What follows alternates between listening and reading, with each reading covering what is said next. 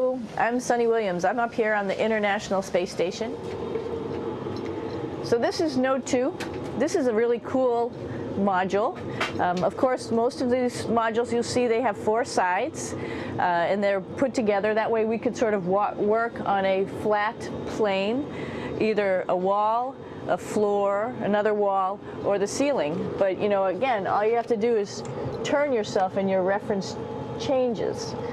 The reason I'm bringing that up is because this is where 4 out of 6 of us sleep. And so people always ask about sleeping in space. Do you lie down? Are you in a bed?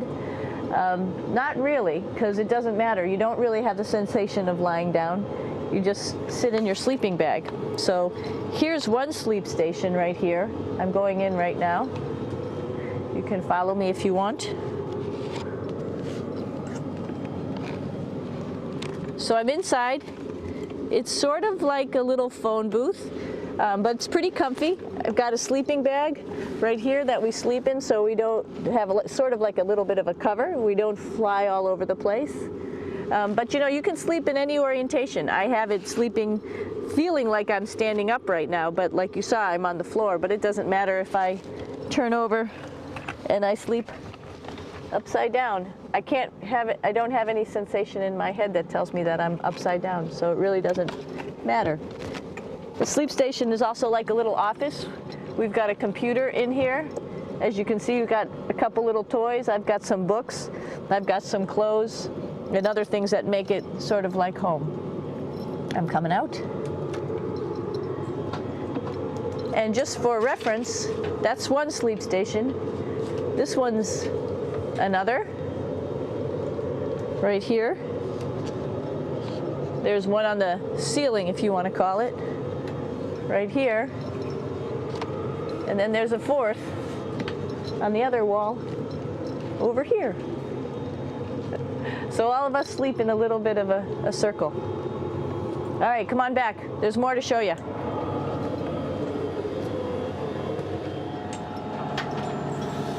I know that there's some questions about how to use the bathroom and how do you actually live in space like normal, like at home. I mentioned real quickly about getting up in the morning and brushing your teeth and washing your face. Well, how do you do that? Well, here is the bathroom essentially. You get up in the morning and we have a little kit and it has all the essential things that you need, like your toothbrush and toothpaste and brush. See how much better the brush makes my hair look? I'm just joking. It still stands up straight. It doesn't matter where you are. It's always going to stand up straight while you're up in space. A lot of people ask about toothbrush and toothpaste. So, luckily enough, toothpaste, you can do it upside right this way, is sticky, and so it sticks to your toothbrush. No problem. Another cool thing is that water sticks to your toothbrush too. If you can see it, I'll have some water come out. The water is pretty neat up in space. It'll stick to your toothbrush and it will make a big bubble, and that's just by surface tension. And then you can drink it. So a lot of people ask about what do you do with the toothpaste after you brush your teeth.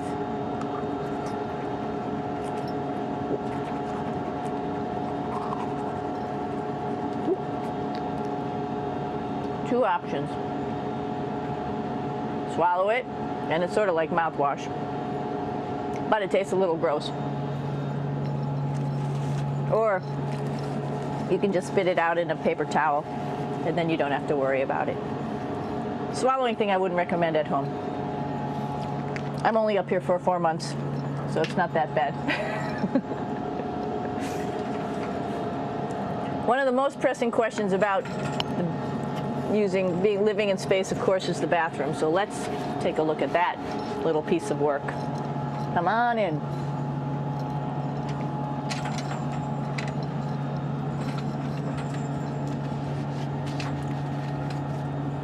Here we are at the throne. This is awesome. You might see the little You might have noticed the little moon on the outside. This is our orbital outhouse right here.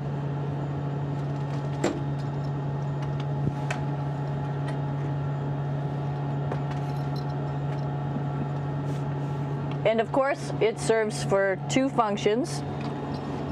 Number 2, right here. I'll show you. But you see it's pretty small, so you have to have pretty good aim, and you'll be ready to make sure things get let go the right direction.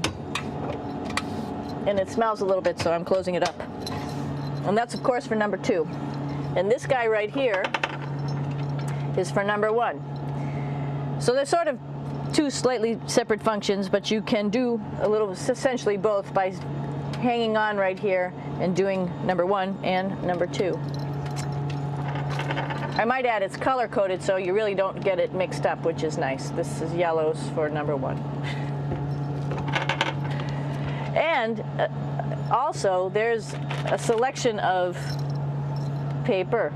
People always ask about toilet paper. What do you do with toilet paper? What kind of toilet paper do you have? We have gloves, just because sometimes it does get messy. We have some Russian wipes, which are a little bit coarse if you like the coarse type of toilet paper. We have some nice tissues, which are nice and soft if you like soft toilet paper. We have Huggies, just for any cleanup. You know, we were all babies once, and this sort of helps. And then if things get really out of control, we have disinfectant wipes, just to make sure we clean up here. Because, you know, just like the water I showed you, the number 1 stuff can sort of go all over the place if you don't aim correctly. And did I mention both of these have a little bit of suction, so they should keep things going in the right direction.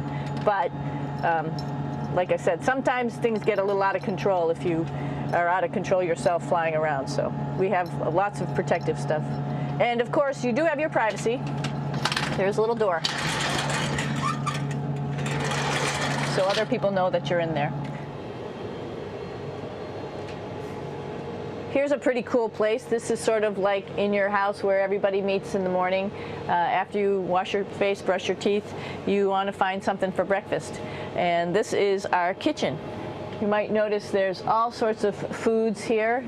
It's like opening the refrigerator. You got all your different stuff that you want to have: drinks, meats, eggs, vegetables, cereals, bread, snacks. And that's a good place. That's where you find all the candy. Side dishes, and then some little power bars just in case.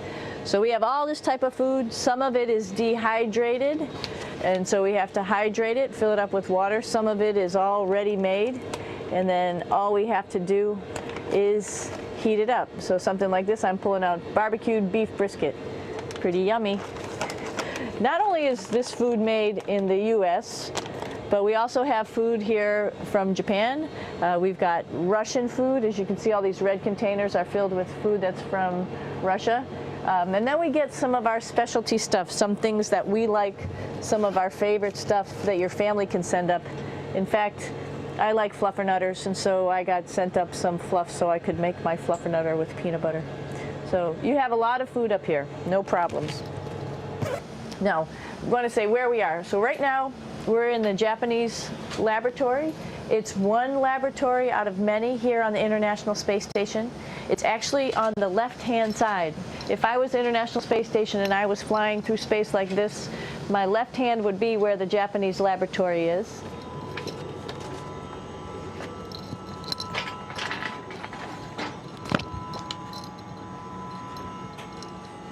So now again, we're on the right-hand side, all the way on the right of the International Space Station.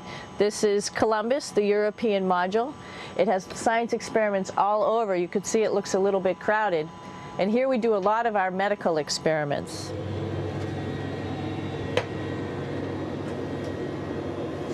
Here we are in the U.S. laboratory. Again, this is a laboratory with science experiments on all of the walls here, all sorts of stuff that we do. And one of the things we also do is we exercise. We have some exercise equipment on board the space station. We need to do that because we lose bone density and muscle mass while we're up here, and that's a result of not having to fight against gravity. So how we keep ourselves in shape are with a bike, a treadmill, and a weightlifting machine. This is the bike, You notice the clip pedals. So all you need to do is actually clip your feet in, and then you can start pedaling. You don't need a seat because you don't sit down. Actually, I haven't sat down for 6 months now, so you don't need any type of seat. Just make sure you're held in with your pedals. You probably see that the bike bounces around a little bit. As I move it, it's not steady and held to the wall firmly.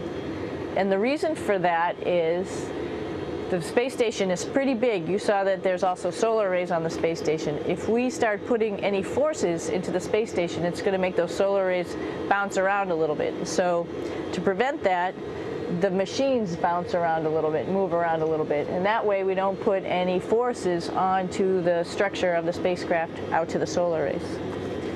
All right, a little farther on. Come on.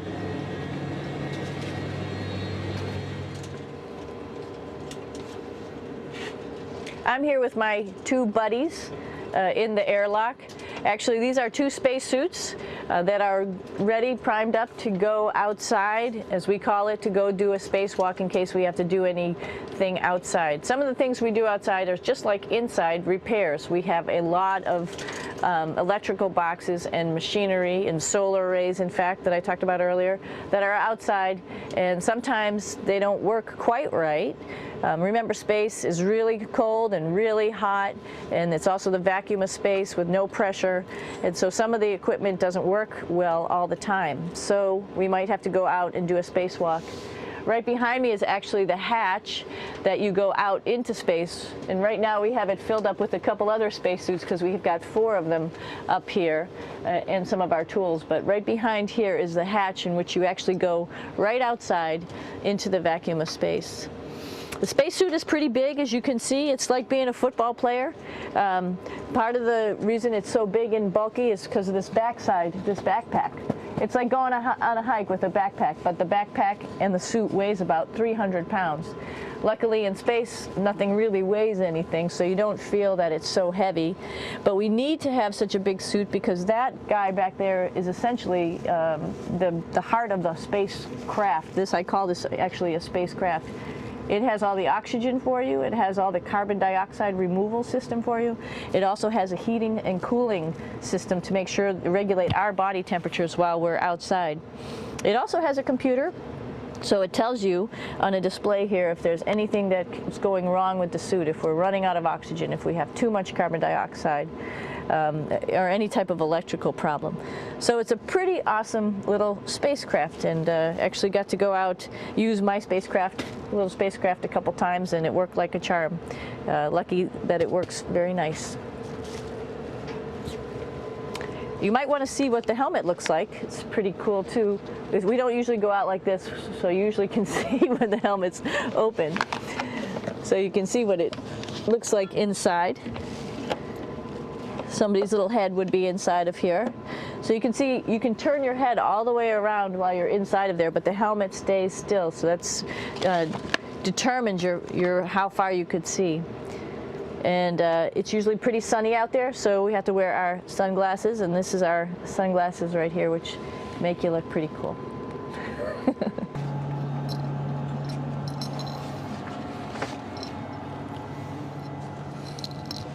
It's like a glass-bottom boat. This is the cupola. It sticks down below the space station. It's one of those places you find yourself hanging out in all the time because all you want to do is look back at our planet. I think some questions I had were about what do you do in your free time? And you can't help but want to just come to the cupola and look outside as much as you can. And a lot of folks, I play this game with myself about where we're flying over the Earth. Try to come in here and just guess. After being here for a little while, you can sort of figure it out. You can tell different cloud types over different continents. You can tell different soil types over different continents. So let's see. And then, of course, there's a lot of ocean. So usually we're over the ocean at first glance. I will tell you in just a moment where we are.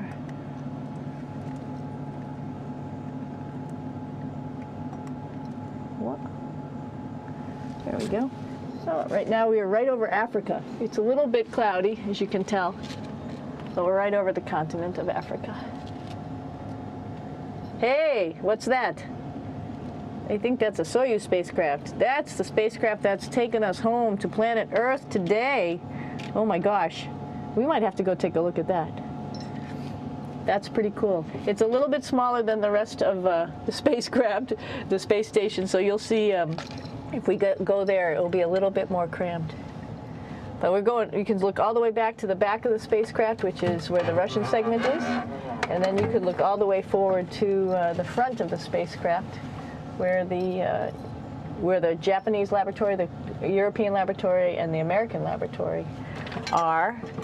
And then back to the solar arrays where we started this morning when we were looking out the Japanese window.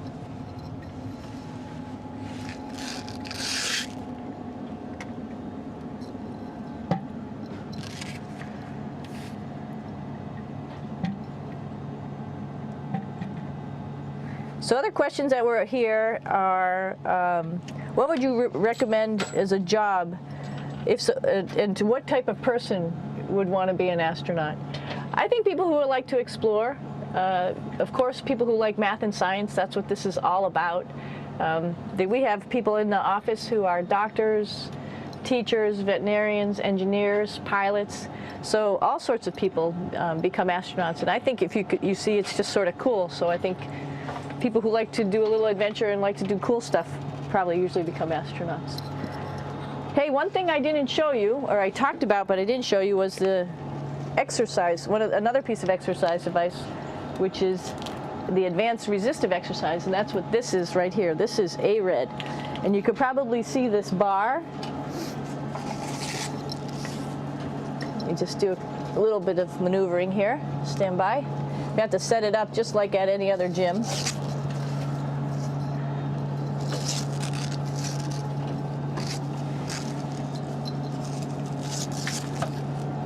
Hold on.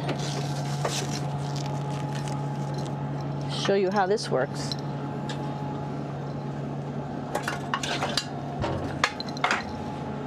So you can see you can change your attitude just by going from one module to the next, going up from the cupola down here. This is what we call the ARED. And with this, you can lift weights based on vacuum in these cylinders, just like you do at home at a gym. For example, if I wanted to do a squat, I could do it like this. Oops. I should need some weight on this thing. I'm not lifting with anything, so it's too easy. One of the cool things you could do things that you can't do at home. For example, single leg squats with just one leg, because the other leg, you won't fall over. So all sorts of stuff. You can also do bench press. We have a bench that we could add on here, so you can work on your beach muscles.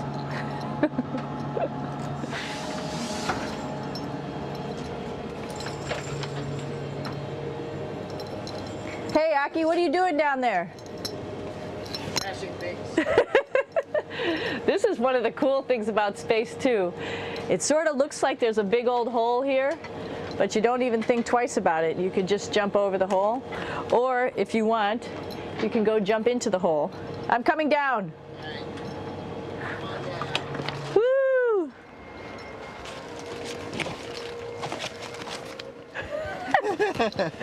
Then you can come right back up again, like Superman. Woo!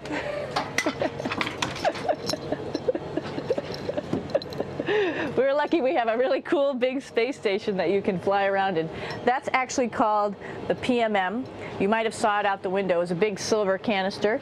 What's really great about that is it's essentially our closet in our pantry, or whatever you want to call it. We have extra food down there, we have extra clothes, we actually throw the trash out down there. So it's nice and organized, and we have all of our stuff that we need while we're working in all these other modules all stowed in this location down here. And it's a lot of fun to play in. So we're going into the Russian segment. Be ready. You don't need a passport either.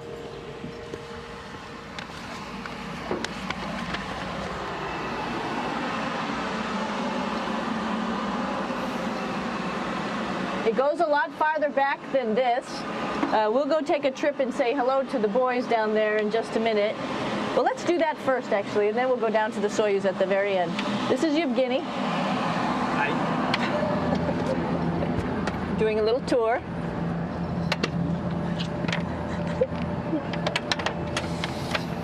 This is the FGB, and what's cool about this module, it is actually the very first piece of the space station that came up in 1998.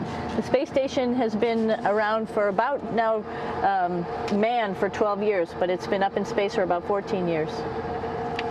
And this was the very first. It is like the Russians' PMM. It has a lot of storage, as you can see.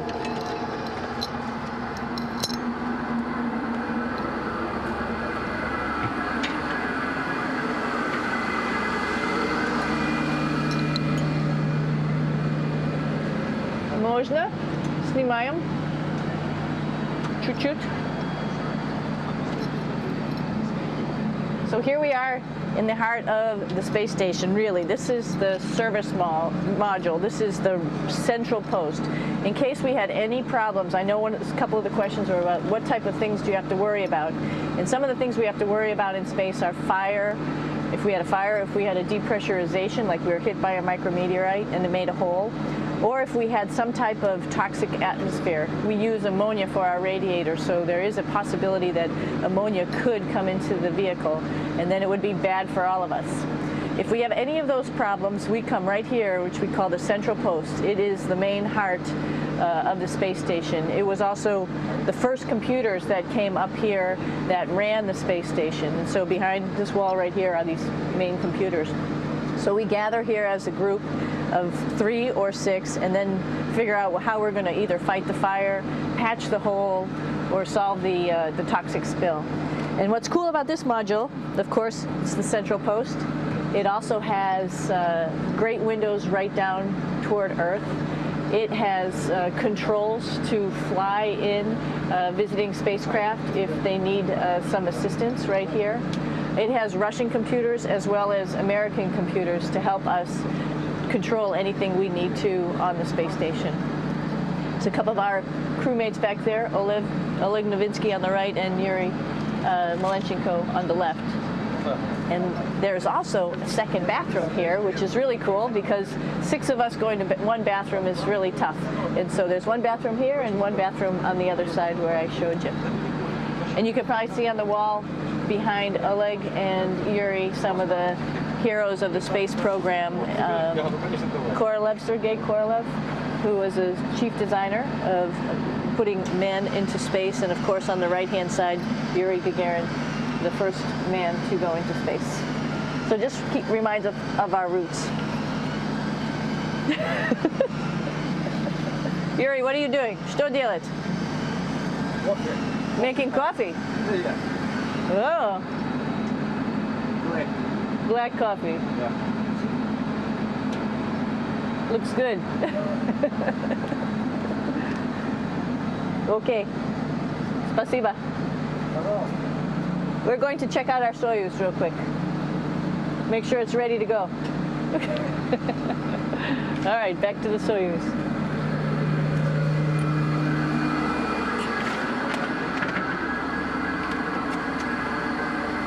I'm going to stop here just for a quick second. You can see on the Russian spacecraft there's also other modules that stick out, down, and above. Right here is, let's see, I'm trying to be oriented. That's a place where we do spacewalks from for the Russian side. There's Russian spacesuits in here, and also a visiting vehicle which brought fruits and vegetables and becomes a trash container when we undock. Up on this side is also a future place where they're going to do spacewalks from, and connected to it is Kevin's, Oleg's, and Yevgeny's Soyuz spacecraft. And now let's go see ours. Whoa! Извините. No problem. Это пробка.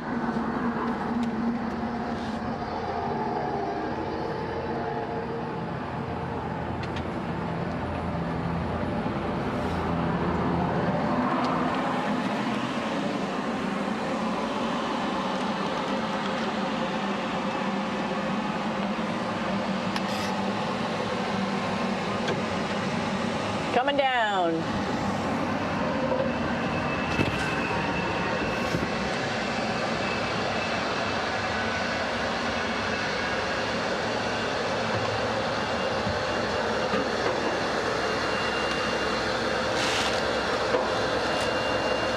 It's a little tricky getting in here.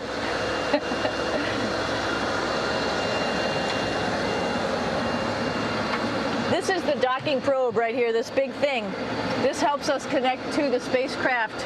This probe actually sticks into this cone, and that's how the spacecraft, our Soyuz, becomes connected to the ISS initially.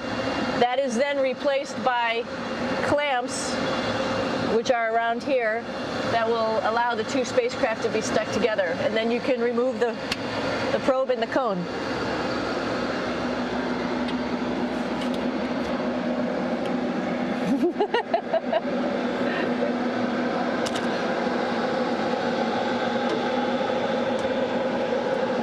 You okay?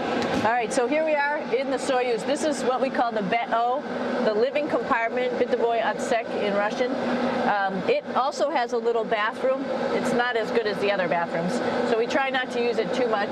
It has drinking water in it if we need something to drink. And then, of course, it's filled up with a lot of cargo for us. Bringing up and also bringing back down. It has a second purpose when it comes back to Earth. It serves as a garbage container. During the descent, we'll get rid of this area right here, and everything that's in it will just burn up as it's coming into the atmosphere, so that way we can get rid of a little bit of trash. But the main area where we were on launch and where we are going to be on descent is down here, because we're not part of the trash. So we're in a safe place. So we're in the descent module, SA. It's a little small, but you can get in.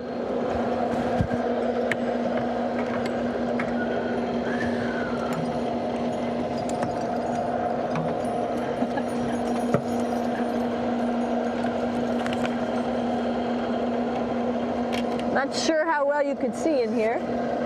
Hold on for a second. I'm going to turn it up this way, just so you could see the hatch and you could see Kevin. It's a little bit small, but we'll come in and show you around. You coming in? Probably not. Okay.